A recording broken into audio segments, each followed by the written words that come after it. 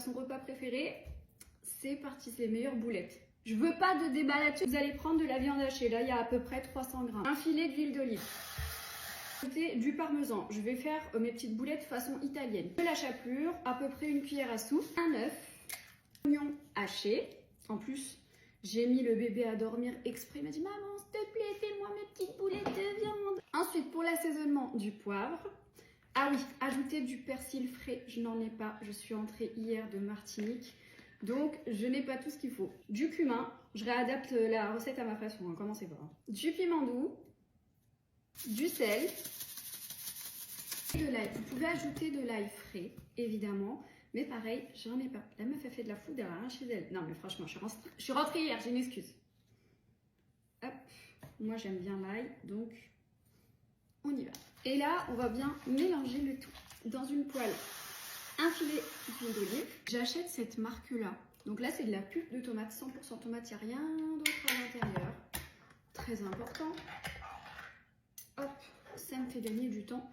Et moi, le truc, c'est que quand j'achète les tomates, bah, elles pourrissent hyper vite. Donc je préfère ça, c'est pratique. Avec les oignons, une petite cuillère d'ail, du sel, du paprika fumé.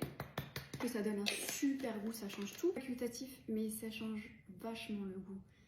On va pallier à l'acidité de la tomate, donc c'est de la sauce soja sucrée et je mets un filet. Et donc ça, j'ai laissé cuire à peu près 20 minutes à feu moyen. Pendant ce temps, je vais former mes petites boules. J'utilise, comme d'hab, on ne change pas une équipe qui gagne, une cuillère à glace.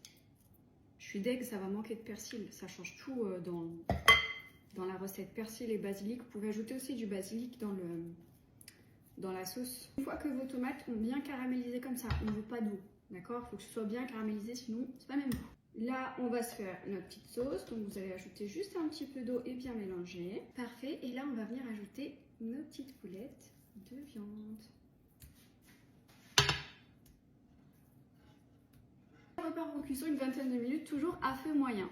Et voilà, mes petites boulettes sont prêtes, elles sont fondantes à l'intérieur et à l'extérieur hyper croustillantes. Je termine parce qu'on est des gourmands par du parmesan.